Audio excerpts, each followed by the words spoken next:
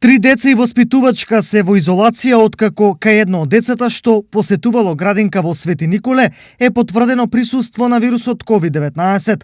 Во групата биле 4 деца, а 3 требало да тргнат во градинка од 1 октомври.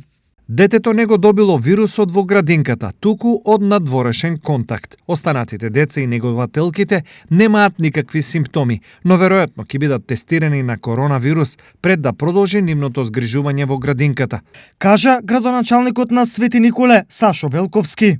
Предходно во оваа градинка има регистрирано 3 случаи на коронавирус кај вработените, 2 негователки и административен работник, а еден е во изолација. Поради ова, и еден од клоновите започна со работа една недела подоцна од предвиденото. Досега коронавирусот беше утврден кај вработени во градинки во Виница, Чешиново, Блешево, Тетово, Скопје и кај деца кои посетувале градинки во Струмица и Скопје.